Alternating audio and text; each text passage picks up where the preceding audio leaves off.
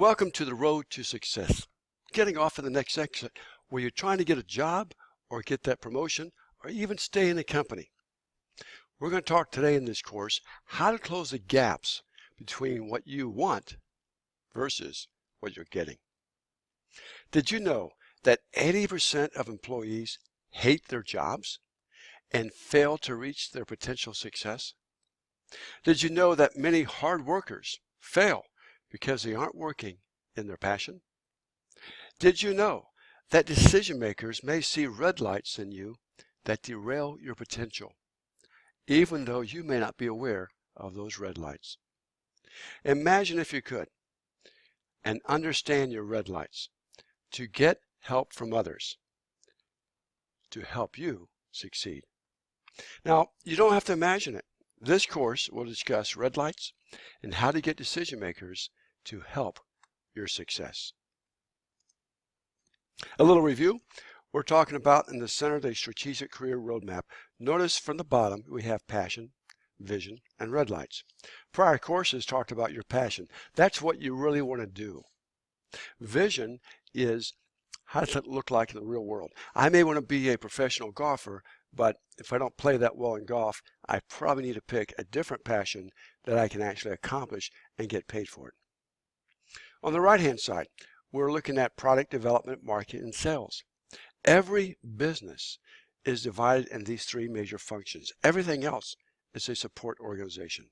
Without a product or service, you have no business. Without marketing, no one knows you exist. You have no business. Without sales, you close the business and you fulfill it and get paid for it to pay for the rest of your bills and profit. You again have no business, or you'll quickly go out of business. On the left-hand side, we looked at strategic formula number 1, which is R times R equals S. S stands for success. Notice how the success is similar to what you want to do, i.e. your passion. Notice also that passion, vision, red lights are all part of product development. That is, what is a product or service you're selling so that other people want to buy you? In other words, hire you, promote you. The first R is results. So once you define that success, what are the results that you have that you need to get in order to accomplish and achieve that success? Now, for many people in finance, IT, and other functions, that is pretty easy for them to think about. The second R is relationships. For many people, that's very difficult because they're so focused on results that they slight relationship development. And yet, relationship development, as we'll see later, is absolutely critical and one reason why many of us never achieve as much as we'd like to. So what you do is you define your success, define who you are, your value, and that is your passion, vision, and red lights, your product. You then communicate your future value and past results. That's part of marketing. We'll talk about that in future courses. And then you develop the right relationships with the right people who trust you. So we're not talking about used car sales. We're talking about developing relationships where you can deliver, you have a value, you can help them in a complex solution, and that is the type of sales we're talking about. It's called relationship development sales. So let's get started. Do decision makers know you? By definition, a decision maker is a person who makes the decisions that impact your future. Your hiring manager may actually be someone who is 2 or 3 levels beneath a decision maker and may not make the final decision on hiring you because the decision maker may want to be a part of that decision. The hiring manager should want that because it shares the risk. Now the decision maker is sharing the risk of you as a hire. But does the decision maker know you? Here are some questions that they might say about you. Who? That means they don't know you at all, and that's a scary proposition. Or they may vaguely remember you, and if they're high enough, they hire all kinds of people. They may say, isn't he the finance guy? Well, hopefully you want to be known more than just as the finance guy or the HR person or the IT guy. Or worse, I don't know. Let me ask his manager about him. This is worse because then that means all the power is in the manager to say good or not so good things about you. In the world of politics, which rule most companies, managers may not have your best interest at heart. It's in your interest to make sure not only does the manager know you, like you, and see results and have a relationship with you, but you're doing the same thing beyond the manager so that others are there helping you. So what would you want them, the decision makers, to say about you? Oh, he's great, or she's great. I like him. I'm keeping my eye on him for great things. Now, they wouldn't say these things unless they feel they know you. Because every time they say something, others are listening, and their brand of credibility is on the line. Otherwise, they would say they don't know you. If they say you can trust them, that is a home run. Because most people today are not necessarily trustworthy, not reliable. Or even better, I've agreed to be an advisor to him. If you get to that point, then you really have scored, because that means they're looking out for you. They're not only helping you, but when you're not around, they're helping you. So what is a green, yellow, and red light?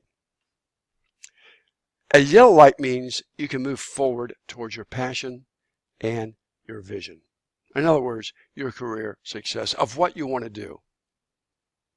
However, a yellow light means you'll have difficulty moving forward unless you take corrective action. The good news is you can take corrective action, turn it into a green, and keep moving. However, a red light is something that stops you from achieving your vision. It derails you. It may or may not be correctable, and you may or may not even be aware that it exists. And I'll show you a lot of examples in a few minutes.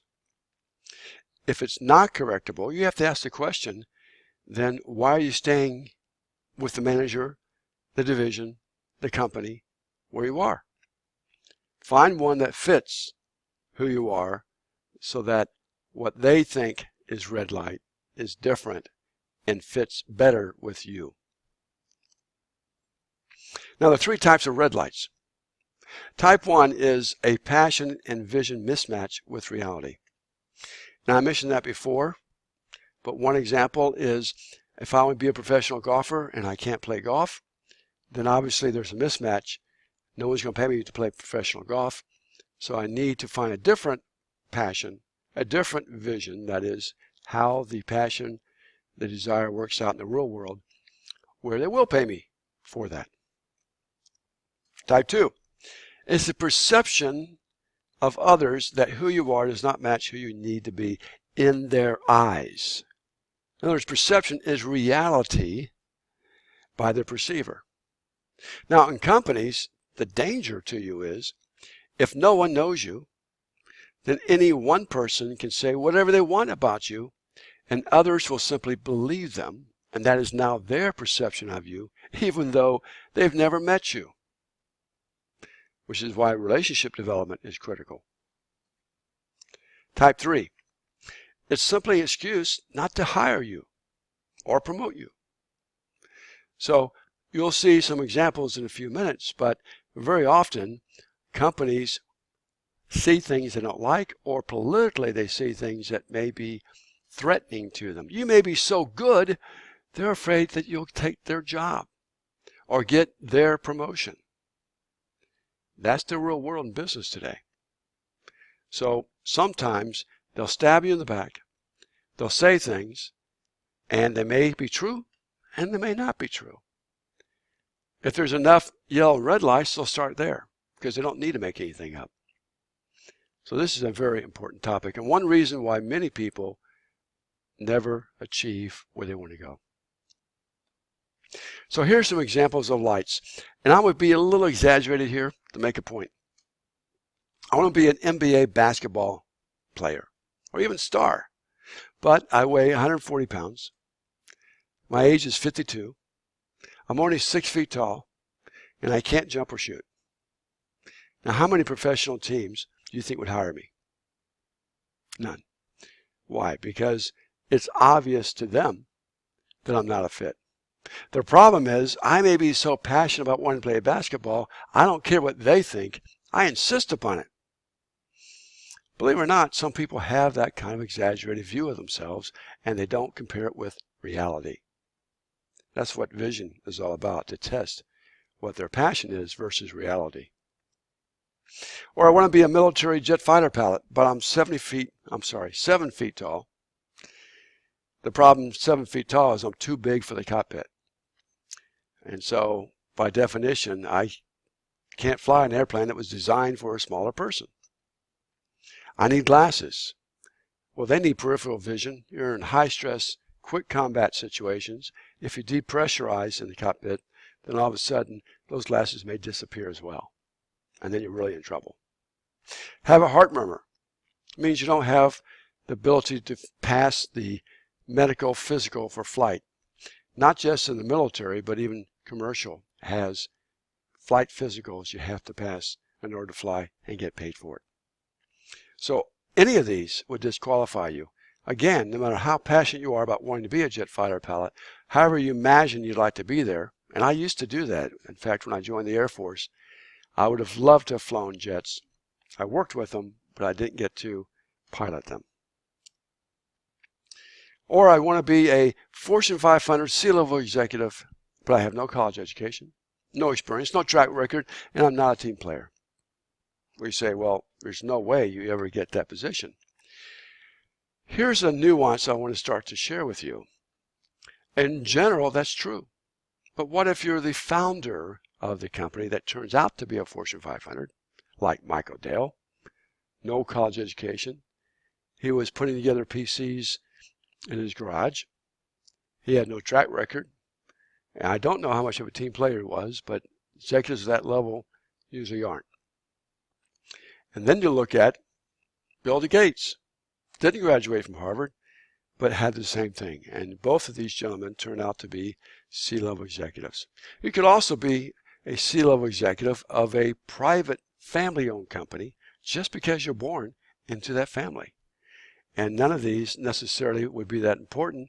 They would put you in positions of authority anyway, and then try and help you succeed, or have their subordinates for you to succeed in spite of you.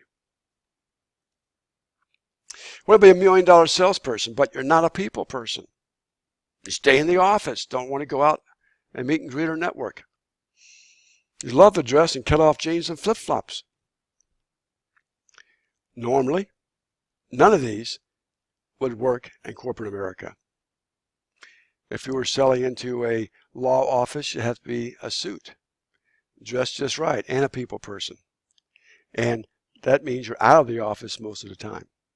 However, again, there are some exceptions.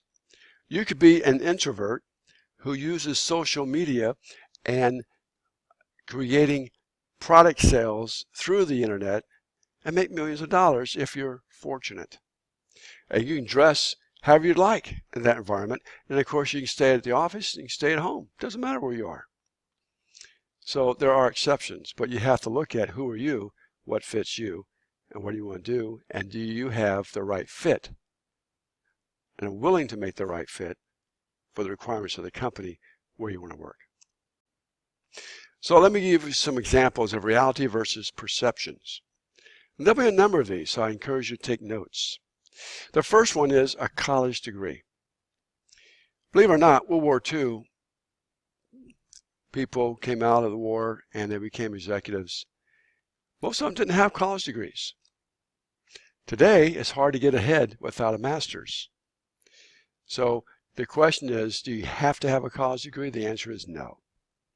Is it a lot easier to be competitive in the marketplace with a college degree? In larger companies, they don't even look at you without a college degree. I had an incredible subordinate to me when I was in corporate treasury that she really helped me immensely. She was what's called a non-exempt. She didn't have a college degree. And she was so good that I decided I wanted to promote her and make her a manager. Believe it or not, the company refused. It wasn't company policy. I'm sitting there shaking my head saying she is a better employee, a better manager than over half of the other managers I know of in the company. And yet you won't let me promote her into that job. So this could stop you, or it could help you. Believe it or not, a lot of college degrees are almost worthless. I don't say that lightly. Many of them may be in the general arts or other fields that aren't relevant to the job where you're working. I had a person in Treasury whose degree was in music. Now, there is a relationship between music and math. He was very good at math and played a very strong role in long-term debt placements. A really good guy. So it's not a requirement, but believe it or not, just because it was a degree in a non-relevant area, having that degree in the eyes of HR made him more acceptable than my manager person who wouldn't let me make her a manager, even though she was highly qualified. Then you look at GPA and honors. GPA is gross point average. So when you look at grade point average. When you look at the grades of people, and I would ask what is their average GPA in high school. Why? Because I want to see if there's a track record. And if there's a track record of success in the past, then the probability of success in the future is high. Lower risk of higher. And if they had honors, even better. But there's always exceptions. Believe it or not, if you're looking for a salesperson, a very high GPA or honors is not necessarily a good thing. That may mean that they're so intellectual they can't communicate and relate with people. And so very often the better salespeople have a B average in college. So again, judgment comes to play. For some people, it's the law. And they don't understand how to balance risk, opportunity, and cost, which is what I call the business formula. Next is reputation. Now, this has stopped many people because they reveal things, right or wrongly, on Facebook and other areas that the company sees as not a fit. Doesn't fit their brand, doesn't fit their values, it embarrasses them. And so many college grads who talked about all the wonderful things they did in college, at least in their mind of wonderful, don't get hired. They have a hard time. And they have to literally change their social media image and reputation. The same is true that you may have one person who says something that can harm your career. Reputation is key. General experience. Some people say you don't have deep enough specific experience, I can't hire you. Other people say you don't have enough broad experience, I can't hire you. You notice how this changes with company and people's attitudes and perceptions? I'm one of those guys who thinks that the more you've had different experiences in different jobs, different positions in the company, the better you understand how it all fits together from the business perspective, and the better you'll probably perform. You can always learn the tactical or hire someone underneath you to be tactical, to do the deep dive. But if it's an entry-level person, then they're probably going to go with a relevant experience person who can dive deeply and solve a specific problem. More and more companies are looking for deep dive people on a project or contract labor basis to solve problems, not as a permanent employee basis. Accomplishments. Accomplishments very often are not, I've been in this job and that job and the other job for 5 years, 3 years, and 2 years. It is what did you do in that job? In other words, a person can be in a company for 20 years, but have 1 year experience 20 times. What are the specific achievements that are auditable and are documented and hopefully in your prior signed off performance evaluation that show people, just like the GPA, that you actually can do things, get it done? If you don't have them, if you're talking generalities, then the assumption is you're not really a person who produces results. Now, in some companies, that's not bad because that fits a motif of others very well. If you're in a union, they don't want high achievers because it makes them look bad. Same thing in companies. If there's a lot of politics going on, they may not want someone to come in and have major achievements. It shows them up. It takes the mask off. It raises questions about them. So they just as soon not have you. Same thing with promote you. Be aware of these things. Personal interest. We're going to talk a little bit later about results in relationships, but your personal interests are important. Now, sometimes they're not things you want to talk about. There may be interests that are private to you, or they may be politically incorrect to talk about. But in general, if you have interest in sports or what's going on in the Olympics coming up or whatever it may be, those are politically acceptable. The nice thing is, if other people have similar interests, it gives you something to talk about. And all of a sudden, not just results, but there is a relationship starting to form. And in that relationship, that begins the foundation for them trusting you. And they'll share some confidential things with you. If you repeat it somewhere else, it destroys that relationship. If you keep them confidential, the trust builds. Dress. Are you dressing appropriately for the company where you work or want to work? If you have inappropriate dress as defined by them, then they're not going to promote you or hire you. I had a young lady, a wonderful performer, who worked for me, but in my opinion, she didn't dress appropriately. It was too provocative. She didn't think so. We argued. Remember, she's my subordinate. So I simply had to explain why, put my foot down, and she had a choice. The problem is, in most companies, these are samples of situations where they may not tell you. But quietly, without wanting to have that fierce conversation, they may simply put you aside, or what is called in HR is derail you. Dress appropriately for where you want to work.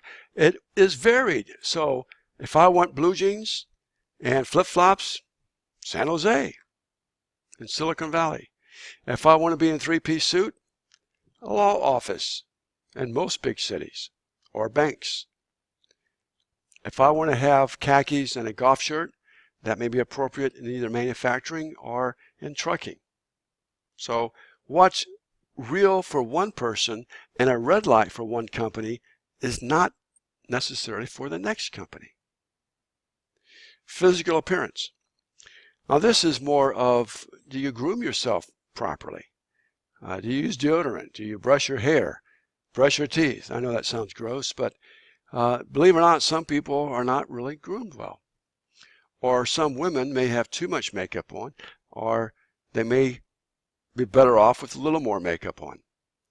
Everyone's different. And I'm not saying, again, what's right and what's wrong. It depends on the company where you want to work. It's not my judgment call. It's theirs. Your mannerisms.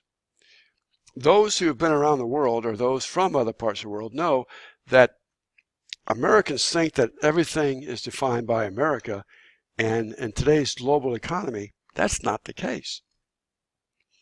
I used to support 80 countries, and as I flew around the world, I'd had to have a book with me that explained what's right and what's not right, even in hand gestures in companies. So that if I said hi to you, like most Americans would, in Greece, that actually had a very negative connotation that I was casting curses on you. Just a hand motion. Mannerisms are important. In the United States, we have subcultures everywhere. And we don't understand each other. We're not on the same page. Well, companies have their own unique acronyms and manners that are appropriate in their mind for their company. So what is appropriate in a staff meeting, or an all-hands meeting, or a luncheon, or a presentation, or a conference room? Wherever you are, what are the mannerisms, the expectations that they have? You need to follow. And many of us would say, but I have my right to act the way I want. Yes, you do. You also have the right to leave the company, or right not to get promoted. But companies want to see and leverage what they view as right and wrong, because that is tied into the culture of the company and how they want to see the company succeed in business. So you can join that or fight it. It's up to you. Appropriate behavior. Now here it could be as extreme as sexual advances, or saying words that are inflammatory, or all kinds of things like profanity that is not appropriate in the workplace.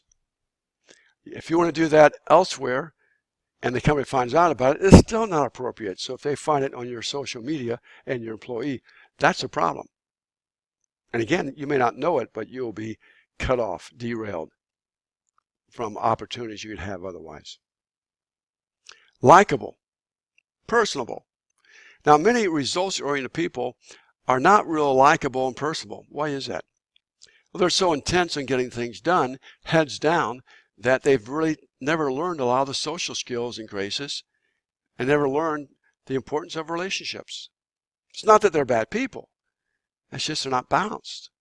And no one's taken them aside to explain all these things, how important relationships are. On the other hand, you can be so likable that you're a marshmallow and you don't ever get anything done. Again, it depends on the company. That could be successful in some companies. I know a CFO who was a joke artist. He really wasn't that good at working, but he kept everybody entertained. They kept them around because they enjoyed being entertained. I would just shake my head. Language, whether it's profanity, but also is it appropriate language for the workplace? For those who are from other countries, or if you're an American working in another country, the home country's language is important to learn, and with the right accent.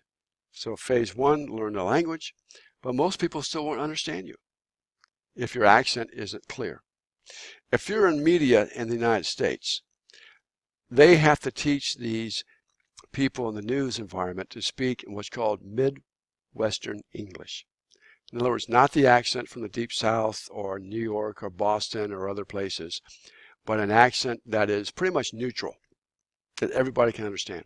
If you've ever been to London, you'll find that even if all the people you talk to are English, different dialects make it so it's very hard to understand them. Well, if they can't understand you, normally they think that you're not real smart and that you can't communicate. So it's a negative view of you. Now, how do you solve it? Well, you can take language studies, or if it's just an accent, is that the problem? A speech therapist can help you through that. And my wife, who's a speech pathologist, has helped people from Korea and other parts of the world to do just that, and that was why they're willing to pay her to help them. Intelligent speech. Well, you say, I'm intelligent. Well, from some parts of the country, what you say, how you say it, how quick you are on your feet, and how you respond to statements of others indicate to them whether you get it and whether you are frankly intelligent or not. And that's unfair, but that's just the way it is. So you have to be thinking, how can you respond in such a way you're asking intelligent questions, you're listening, and you're responding appropriately with follow-up questions. And there's a pretty much rule of thumb that when in doubt, don't speak, because if you open your mouth, people know how, let's just say, less smart you are. On the other hand, if you don't speak, they still think that you're not as smart. So if you do have to speak, ask questions. Appropriate, intelligent questions that show you get it. Then you're not pontificating, you're simply asking for clarification and let them elaborate, particularly if they're senior people. They will love you for it because people like to hear themselves speak. If you learn to ask questions and intelligent retorts and responses to what they say, they will like you. By the way, this is a trick, I should say trick, but a method that most women use in dating. They ask the boy, men, questions all about themselves, so they learn a lot about the young man or the man, and what happens is the man likes her. Has nothing to do with because she hasn't shared anything about herself, but they like her because she asks intelligent questions. Attitude. What kind of attitude do you have? Do you have a can-do attitude, bust through the wall attitude, or not invented here? I don't want to do anything above my job description or my pay grade. I'm not willing to take risk. or I am willing to take risk. These are all different attitudes that, depending on the company, are a fit or not a fit.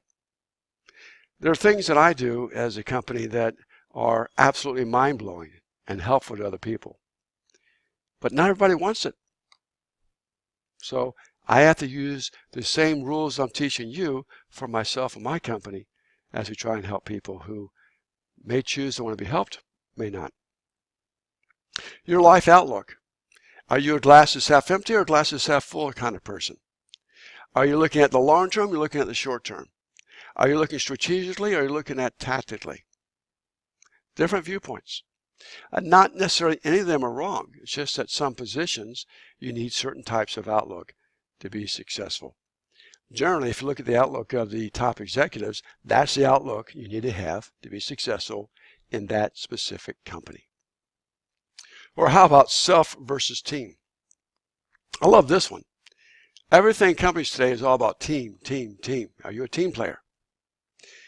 Well, a lot of team players talk about being a team player, but they're really political animals who are all about you being on their team, not the company's team, their team, to help their success, not necessarily the company's success. There could be a huge gap between the two. Or others really mean team, but very often in teams, unless the whole team is high performing, they actually will drag back the high performer. It's kind of like in education today. They want to teach to the mean, so that really high potential students, they really don't help. They want to help everybody who's average. Well, companies don't need average, but some of them want to stay average because it's less rocking the boat, less risk, and you can't blame anybody because the whole team participated. The flip side is those who are all about themselves. Now, on the one hand, that's negative. Well, they're all about themselves, not about the team, not about the company. And very often that is a real dilemma. On the other hand, there is a form of being self versus team that is called leadership. And if you look at the definitions of leadership versus management, management's more like being a team player, but leadership takes a lot of risk taking, a lot of visionary, and leading the others. So again, self versus team, it depends on how the company defines it. What is it that they want? Do they really want a leader who's willing to be innovative, change things for the better, make major improvements, or not so much? You want to learn. Most CEOs and chairmen I know believe that an employee who wants to learn is critical in today's environment. The reason is the world's changing right and left, and the pace of change is just mind-boggling. And so continuing to learn is critical. Continuing to push the edge, to be innovative, is critical if you want to stay ahead and be viewed as someone who should be on that type of company. On the other hand, there are many companies who don't want to change with the times. And some of those companies may be out of business in 5 years, but in the meantime, trying to get a job with them, trying to participate with them, obviously means that there's a gap if you're a learner. But even if they have that situation, you can still be someone who's learning. And in learning, just be careful how you apply that in the company. Seek training. Many companies will help you pay for training. And it's not just training in your CPEs for your specific function, but help you to train in your people skills, presentation skills, professional skills.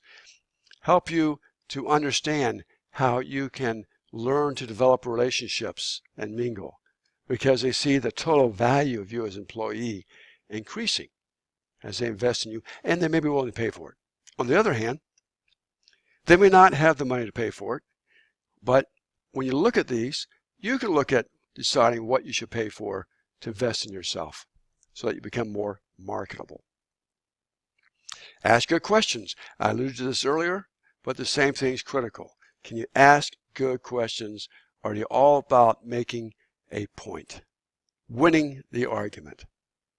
And very often, the one who wins is the one who asks the best questions, and others like them, but the questions are good enough that it gets out what's important. So now let's look at personal investment. It's not just personal investment in education, but are you investing in how you dress? Are you investing even in the car? In some cases, having the appropriate watch or appropriate car is critical to be one of them. It's all perception. In other cases, they'll never see your wristwatch. I don't have a wristwatch. I don't believe in them. They used to be great, but now my phone is my computer, personal device, wristwatch, and everything else. But are you needing to make personal investments in yourself to become more marketable? Some cases that could be an executive coach or a personal coach. A lot of people are resistant, but you got to look at what's the return on their investment of money and of time. Work ethic. Are you a person who has a strong work ethic where you're willing to work long hours? People in finance usually are. In fact, people in other functions come in later and leave earlier. Meanwhile, finance has been there and stay after they leave. Value system. What are your values versus their values? Are there lines in the sand that you're not willing to cross? So that you're not going to work for a company who is what's called Enronish. And for those who are young, that was a company who hired the best and brightest but didn't have enough controls, and they really created crimes in order to make profit in the regulation side of energy trading. And so I see it all the time when I'm in companies. There are suggestions from vendors. There are suggestions from consultants of you can do this and that, and it may be crossing the line ethically or even legally. So companies may be willing to take those risks, others are not. You need to decide what risk are you willing to take and not. Because if you're not, then they're going to see that and you're not one of them. And frankly, in my opinion, you shouldn't be one of them. You should find another company, another opportunity. So your value system is huge. It's your definition of honesty, of truth, of integrity, all of these things that they may view differently. A great example is we have in America a historical view of truth as being black and white. You're either telling the truth or you're trying to spin it, which means you're trying to deceive and lie so that it's in your favor. And today, many universities are teaching there is no moral absolute. There's no black white. It's all gray. So if it's truth to you, then that's okay. The reality is that's anarchy. There can only be one truth in a company, one set of rules. And if you don't want to live by those rules, find another company.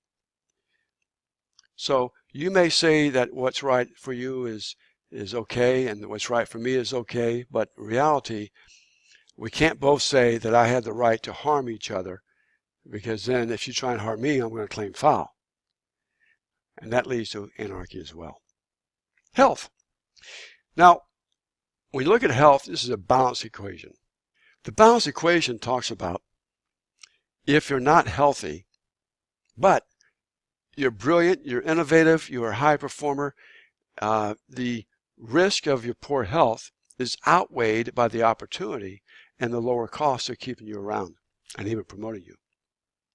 On the other hand, if you're not a high performer, not innovative, then why should they keep you around? Because the cost of poor health, particularly deteriorating health, is such that you're an anchor to the company. So it's important if they see you focusing on trying to keep your health up. That is significant. And if you're not, then that could blacklist you or could derail you without you even knowing it. And in some cases, you say, it's not my fault. Well, that doesn't matter, because the eyes of the company, it's just like that pilot who is 7 feet tall, wears glasses, and has a heart murmur. That wasn't that person's fault either. That's just a mismatch between what the company needs versus what you are and what you have.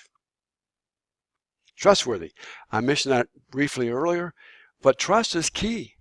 See, trust is what business is built upon. The first question a hiring, promoting manager would ask is, can I trust you to do what you say you can do? 50 to 80% of people lie on their resumes.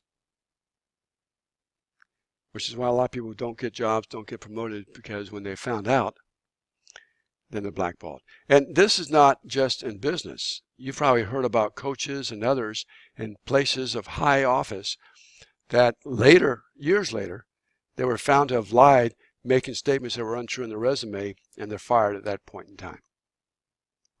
Trustworthiness, dependability, these are critical. Now, if you don't want to do that, just plan on working in a company a lot less time. And I agree that a lot of companies today won't keep you around very long anyway. But those who are really good, who fit in, who add value, they're the last ones out the door. Politically correct. Same thing. What's politically correct for you is not for me. And the challenge is, in America, you have a lot of things that are politically correct that are actually harming businesses big time. The challenge is some of those things are regulatory, legal issues that companies have no choice but to comply. But how they comply with them makes a difference. And so what we teach is, first, be focused on the business. Be business correct, not politically correct, to design what you need to succeed as a business. And then go and look at the regulations and make sure you're dotting the I's and crossing the T's. Don't focus on the negatives, focus on the positive, but make sure you're complying with the laws. And companies being politically correct can be sure death. People can have different views of politically correct, and their view, if it's different from those in power, are the losers. Those in power will retain their power and do whatever it takes to do so.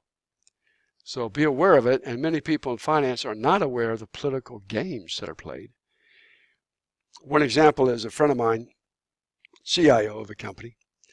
He was hired because he was incredible at what he did, and the CEO needed him to fix a major problem in the technology division of a company that was a technology company. Important position. So after he'd been in the job for a few weeks, he had a subordinate he brought into his office and said to this director, he said, "I have a challenge for you." He said, "What?" "You need to do what everyone else is doing. That is a four-letter word called work." Now, this individual director who reported to the CTO took offense. He left in a huff. Without the CTO's knowledge, he then went over to the head of HR and complained to the head of HR, who was a political person, but also a friend of the CEO's for years. Therefore, there's a trusted relationship between the CEO and the CHRO. The CEO didn't really know the CTO that well, just knew what he claimed he could do on the technology basis. So the CEO trusted the CHRO, fired my friend, even though the one who should have been fired was both the director of IT as well as the CHRO. That's how companies work. Be aware of it, because every company has these types of dynamics that can severely impact you. So how you get around it? You align yourself politically with people who want to do the right thing, who have similar views as you, who want to pay it forward, who want to help others, and who are focused on helping the company be successful. The rest, be wary of and stay away from if you can. But if you're aligned with the right people, they really won't pick on you as much as someone else who's not as politically aware. And then there's many, many others. So I just scratched the surface. Hopefully you're understanding some principles. Number one, each one of these can be looked at multiple ways. And what's right for this company and right for you are going to be different depending upon the company and your particular views of who you are. Find the companies and the opportunities that are best match, best fit for who you are. And if you can't, then what are the changes you need to make to close those gaps to be successful? Now let me shift over to code words. What are code words? Companies use these because they don't want to legally say something that you can sue them over. So if you can't sue them because you're using generic, broad language, the problem is you don't really know what they're saying. For example, you don't fit our corporate image. Well, what does that mean? They're not going to tell you because then you can sue them. Culture, you don't fit our culture. Same thing. These are wiggle words that HR and others use particularly in terminations. You lack executive presence. Well, I can tell you stories of executives that would curl your hair. So what is executive presence? It's really what they want it to be defined as. But generally, it's being polished and fitting in with the others on the team, particularly those in political power. You're not the best fit, particularly in hiring somebody. You're not the best fit. What does that mean? They're not going to tell you. Well, it's probably some of these red lights or something else that they're saying, but they're not going to tell you because they don't want to be sued. Bless his heart. This is something I talk about each other. In the South, this is a phrase that's used a lot. And what it really means is not as nice as what it's saying. To me, first time I hear it, bless his heart, that's very nice. It's like saying, I want to pray for you. Well, that could be looked at two ways too. Bless his heart or pray for you means that you really need prayer. You are a problem. Or bless his heart, he or she doesn't get it. They don't fit in. So you can see that sometimes I use polite language, meaning one thing to you, because you take it literally, versus the real hidden meaning that they're using internally. And then the one that I use a lot is he or she just doesn't get it. Now in my case, I'm going to explain why. Because I want them to get it. This is a teaching moment. Because others will say that behind people's backs, and it basically means stay away from that person. So let's talk about the importance of lights. Green lights refer to the reality and perception of what you can do. So the green light means that they agree that you're a fit, and that impacts your future. The more green lights you have, obviously, the better your future. Yellow lights are cautions to fix, but they're usually fixable if you want to fix them. The question then is, how do you prioritize what you need to fix first? And repeating what I said before, red lights can mean stop. You're being derailed or derailed. You're being set aside. Unless you can and will take corrective action. You may not want to take that corrective action because you may not agree with the values, the culture of that company. In which case, again, you want to find somewhere else where you're better fit. It's not always a different company. It could be a different boss. Many people who hate their jobs hate it not because it's a bad company, it's because they don't like their boss. So network in the company to find a boss you do like. Maybe in a different division, different function. But those who align their passion, vision, and lights are usually far more competitive and have the most success to achieving their goals. Now, lights are a two-way street, and I've alluded to this a lot. Let me say it again. Once you really know yourself and what your values are and what you're willing to do, what you're not willing to do, and it could be as simple as you're not willing to move to another part of the world. You're not willing to travel 90% of the time. These are morally neutral.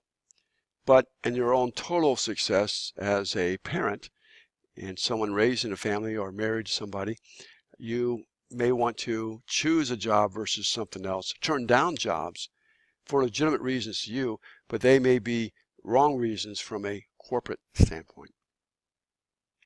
In which case, those are red lights to the company, but also red lights to you. So are there lines, values, requirements that don't fit who you are and what you want to do? The problem is if you start going down the wrong path, it's hard to turn back. So it's better to be aware of these things and plot your path and review it every year. So finding a mutual match is the key to success. You want to get in with those people and they'll like you too, because if you fit what they think and how they act, then you become one of them and they'll help you. So again, those who align your passion, vision, lights are most likely to be far more competitive and have the most success. So here's some homework for you. 1, rewrite what you want to do if you've taken my prior courses, passion and vision. If not, I encourage you to take those courses because they are the building blocks of developing stuff as a product that people want to buy. That also fits who you are and what you want to do. Then compare what you need to match what you want. Want is emotional. Need is what you need as the basics. Hopefully you can do both. How many red lights do you have? How many do others perceive you as having? How many yellow lights? And where are you going to for help? In other words, if you're going to fix them, which one do you start with? It may not be what you think you should start with. I'll explain how to do that in a minute. Let me now shift over to strategic formula number 1. I said this to you earlier.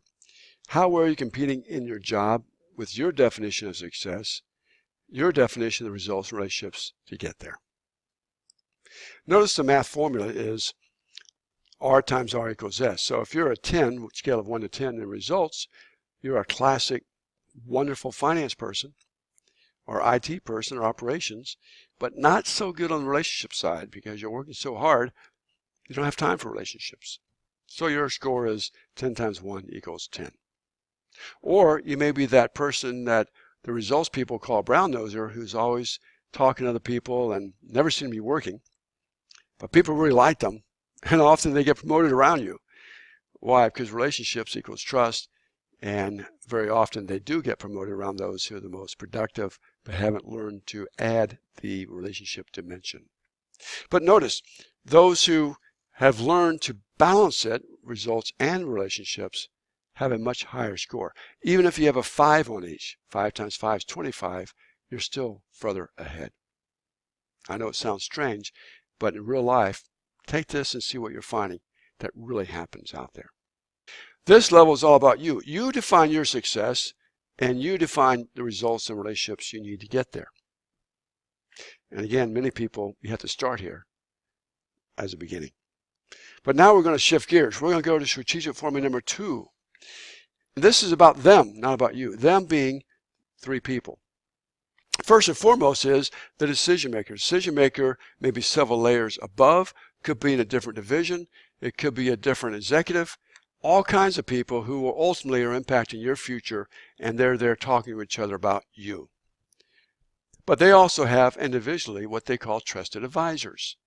You might call them gatekeepers, but these are people who they've worked with for years and they trust, and these people advise the decision maker in such a way that the decision maker often runs with their advice, especially if 2 or more of them are saying the same thing. And very often, they don't make a promotion or other major decision unless their advisors, they sit down and talk about you, and you're the one who the votes are the highest, the right, least risk, highest opportunity for success person. And then you have a third level, which is what's called influencers. Influencers are those who are not trusted. They may earn that right at some point in time, but they can influence a person. And it's not just those who are direct reports in the line of those decision makers. There are other people in the company and even outside the company. So for example, lawyers or auditors or financial planners who don't work in the company, but they deal with them on a routine basis. They'll listen to them. They'll take referrals from them. Or it could be their spouse. In my case, my wife is my number 1 trusted advisor. If she has concern about something, I'm going to listen very, very carefully. I may not always agree, but I'm going to listen and take it to heart because she's usually right. So here, the questions are different. It's not about you, it's about them. So start under success on the right. What does the decision maker need? Now this is usually in performance evaluations. It's part of the objectives, where they need. Sometimes they don't articulate what they need over and above what's in your objectives, so you need to ask questions and they can elaborate on that. But that's the intellectual side, the metric side. Frankly, the more important question is, what is it that they want? This is the emotive or the emotional side, the feelings, their gut. And that's usually where decisions take place. So very often if you're selling to somebody, you sell them based on emotion, you then help them to confirm it intellectually. But if you simply talk about intellectual knowledge, you basically tune them out because they go with their gut and their heart. If it doesn't get their attention, you're tuned out. And then what's the brand the decision maker wants? You see, the decision maker politically has to have a brand that fits the company where he or she is working. So if you fit that brand, that's what they want. If you don't fit that brand, then their association with you is a threat to their brand. In other words, your red lights will tarnish their brand, and so they'll want to distance themselves from you politically. And then you look at results. Results are what are results that they want to get what they need. What are results that they want to have you do to help them be successful for what they want. They don't care as much what you want. It's how you're going to help them get what they want. What testimonials do you have from others that are wows? So that if 5 people in the company say, wow, Jim did this, this, and this. Well, all that is beefing up your brand, your reputation. It lowers the risk to hiring you. And now they already have 5 people out there who are politically on your side, which means they can be politically on their side too. And then you look at relationships. Who are the decision makers, advisors, and influencers? You should take the org chart, and if not, make up one, and figure out who's who in the company. And again, the relevant executive, the ultimate decision maker, may not be in direct alignment with where you think that person would be. Where do they network, particularly the advisors? Notice I didn't say decision makers. You start with advisors, you get them nodding their heads up and down. Then the decision makers trust in you goes up, then they're willing to meet with you. But usually, unless you're asking them for advice, their advisors are who they want to nod their heads up and down in approval before they're willing to take you seriously. So where do they network? And not just in the company, not just at a company picnic or party, but where are their passions? Where are they after hours? Are there some areas where there's common interest that you also want to be there, mingling and getting to know them personally? And then what value are you offering to them and their friends? Now here, I'm not saying inappropriate value, but here's some examples. These are real life examples. They may have a child who's autistic, and they may be frustrated because the autistic child cannot communicate, cannot speak, and so they act out. Very, very frustrating. But if they knew of a speech pathologist like my wife who can work with autistic children, and she does, then she can help them learn how to communicate. All of a sudden, the world starts to open up and the child can start to communicate. You've helped them, and all you did was refer them. But the quality of your referral is key to someone who really is good at what they do. Could the same thing be for a doctor, where there's an issue they or one of their friends or family members have, and you just happen to know who's the best doctor in town. And by the way, let me refer you, because that is a friend of mine, or I'm their client, and I'm already in with them. So these are the types of things, and you just never know. When you're networking, introducing people to others through referrals helps them. Always be looking at how you can help them professionally and personally appropriately. Now notice the math. We already saw on the left-hand side the formula number 1, but notice that the decision maker's formula is a lot more powerful. Why? Because they're a lot more powerful. And the impact to you is squared. So as they define success, you can see that if you strive for their success and you go after their results as they define them, their relationships as they define them, then it's a no-brainer as who is the most successful in coming up in a company. So the answer to the question is already answered mathematically. Who has the best chance of becoming successful? Those who realize first themselves how they define success, but then also learn about decision makers, how they can help them be successful, and acting with results and relationships as defined by them. So here's some gaps that always happen. But I want to write these down for you so that you can look at them and realize that there are gaps. So you may say, here's your passion. I want to do this. The company may say, I don't need you to do that. Here's what I need, the decision maker. Or what is it you want to do? Or they may not care what you want to do. You may be a number to them, a commodity. So the question really is, what does the decision maker want? Again, emotion. People buy on emotion. If you look at advertisements on TV, You'll see it time and time again. It's the emotion hook that gets them. What is the vision of your success? Well, what's the brand that the decision maker wants? Remember, politically, their brand has been built up over years. If you threaten their brand, if you don't do what you say you're going to do, if you're going to create a problem or you're politically inept, they're going to distance themselves from you because you're going to damage them and their brand. So what happens is, what are the gaps that there may be between you and the decision maker? And who has to close those gaps? I'm going to suggest to you, it's always you, never the decision maker. Now, you may influence them, but ultimately, the onus for action is on you. Same thing about results. What results do you have? But what are the results that they want? If there's a gap, the problem's on you.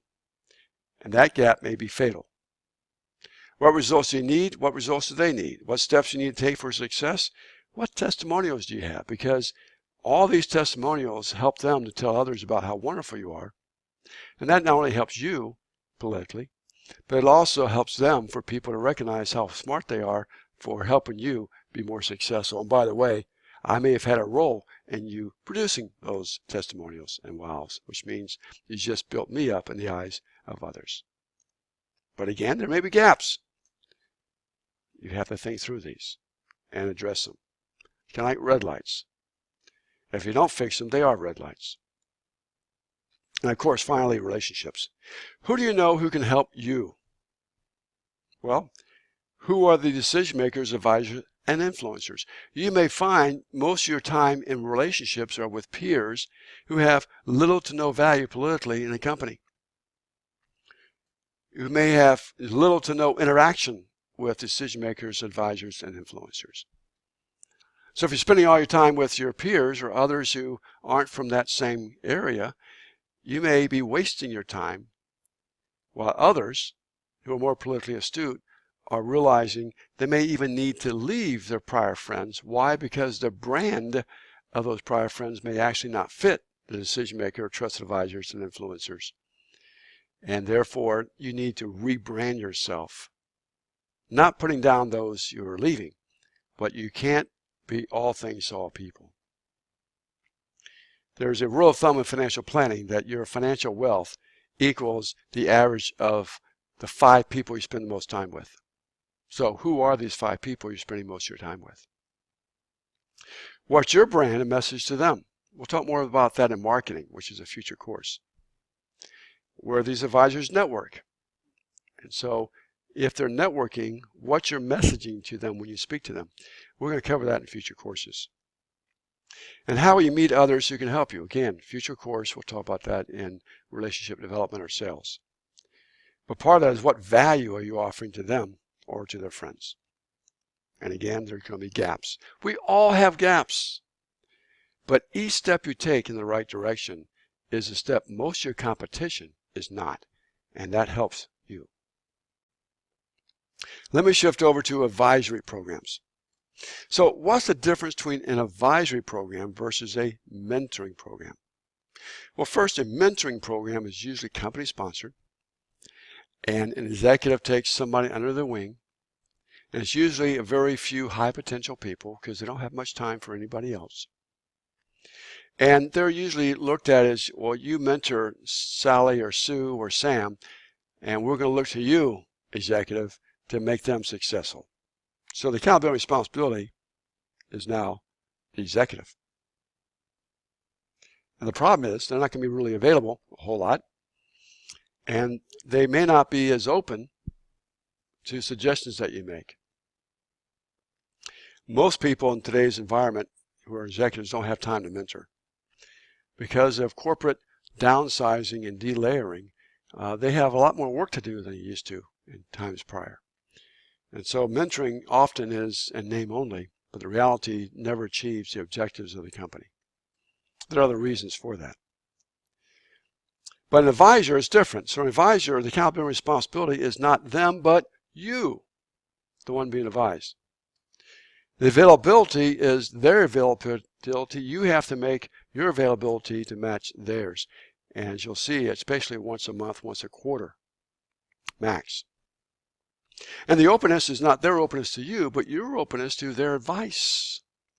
If you're not open, then they're going to be wasting their time in their mind, and they're not going to want to advise you anymore. So what's the responsibility of an advisor? First, it's a 30-minute session. So I suggest never ask for more. If they want to extend it because they like you or they're engaged, ask them if they'd like to continue. Let them make those decisions.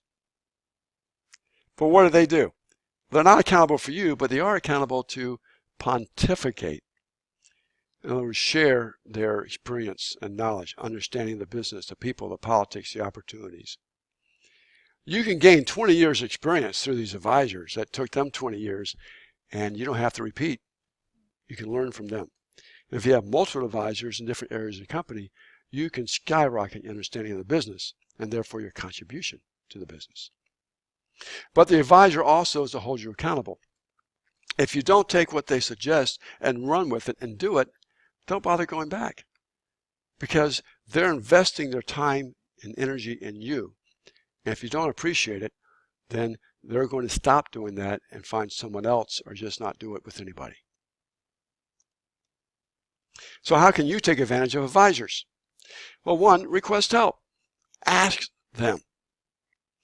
Most executives like to help others, but be careful of who they are, because some executives are political. They're all about themselves and their agendas, and they're not really necessarily going to help you unless you're going to help them in their political agenda. So if you're political, that's the place to go. On the other hand, if you are team-focused, company-focused, pay-it-forward-focused, then find executives who are like you and who want to help others. They're out there. They don't have much time. But if you approach them the right way and you come prepared, then they're usually very willing to help you. So you find the advisor who fits your profile of what you want to do, who you want to connect with, who is also successful and connected. If they're lone wolves, then you're wasting your time, and they're probably looked at negatively by the company anyway. Then listen and follow their advice. Suggest that you report back to them in a follow-up before your next meeting. Here's the status of what I'm doing, what I've done. And then the next meeting can start with an overall summary of what you've done based on the advice last time. Have an agenda. Have questions pre-written. Have your answers pre-written, so that you're eliminating time and effort from the advisor, who all they want to do is give you advice based on what you present to them. Don't ask them to think about things that they don't have a clue. For example, I used to have employees coming up to me, my direct reports, who would say, Jim, I've been here X years. I want to take the next step. What is it I should do next? And I sit there looking at them. I'm saying, who am I to tell you? You tell me what you want. And based on my knowledge of the people, the politics, and the company, the business, and opportunities, I can brainstorm with you options. I can help you prioritize them. But if you don't take the first step, I'm not going to initiate something on my own, which may not be right. So again, as the one asking for advice, you have to make the initiation, do the work, make it easy for the advisor, and then listen and follow up with them. But if you do that, how else can an advisor help you? Number one, they may like you so much that over time they may offer you a job or a promotion in their group. Number two, they may refer you to others who may hire you or promote you. They may not have an opportunity in their company or their area, but they know others, particularly if they're connected. And if you're a good person, they can help their friends by introducing you to them, because you can help them. And they can help you by helping you prioritize your action plan. Say you have 10 different red lights. Education being one of them. Well, maybe getting an MBA may not be the number one thing to do. There may be 2 or 3 other things that are much more important to get knocked out first. Why? Because they know what's important to the company and other decision makers. And then they can also keep an eye out for you politically when they're in meetings where you're not. And they may not defend you in a meeting, but they may quietly do it behind the scenes. It all depends on the politics of a company. So what are advisory programs? Well, they're formal ones. They're company sponsored, where the results are included in your performance reviews and a balanced scorecard. And your participation and improvement is monitored. I actually recommend this to companies. And those who don't want to participate or don't want to actually do things, that's okay. Not saying get rid of you, it's just saying that those who are participating and are doing these things and are growing probably are the ones we will look at for next promotions. There may also be informal. You take the initiative of asking for advice. Come prepared, listen, follow the advice. Let me underscore the word listen. If you shared and come prepared, you've already asked a question. Here's the question, here's your thoughts on it. What do you think? And then just listen, take notes, and then follow up with a status report. If you're a job seeker, it's the same process. You want to find the relevant executives in the company and ask them. Call and ask for an advice interview, not to seek for a job. You only want 15, 30 minutes.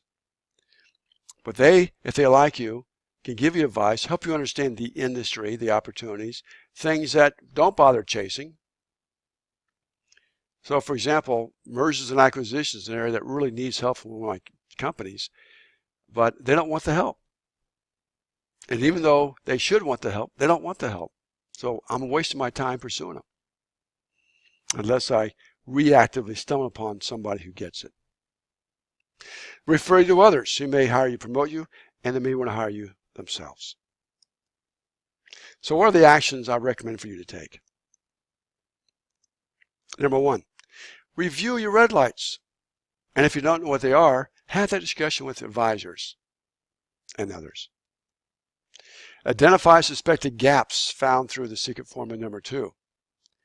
Your gaps and red lights, but also their gaps and red lights. Again, you may find you don't want to work there after all, or certainly not work for that boss, and start to work to find another boss in the same company.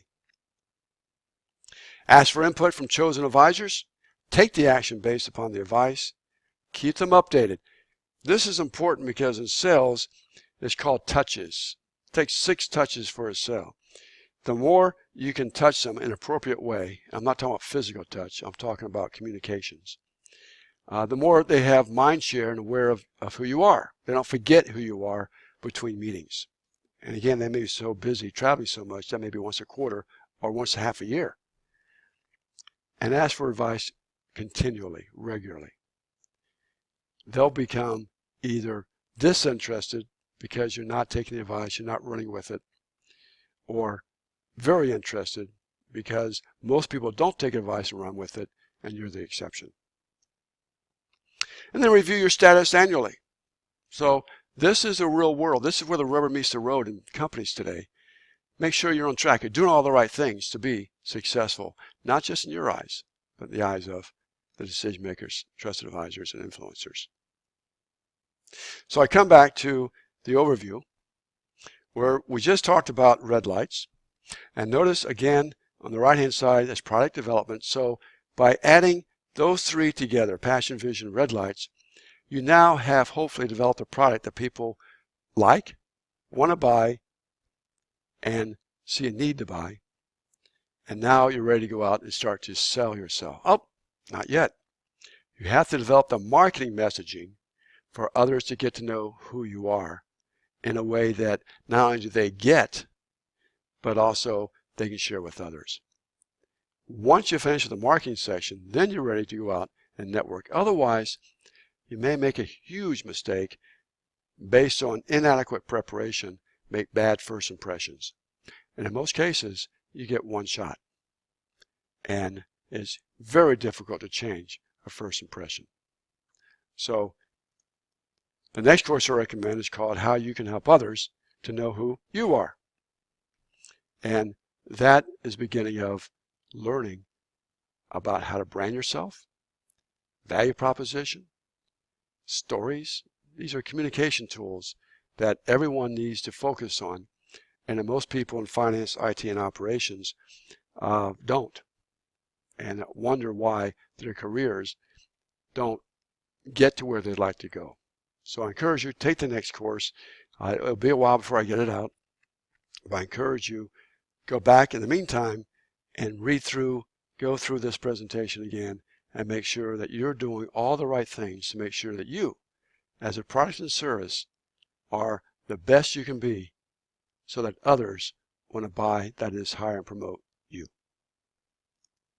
Feel free to contact me if you have any questions.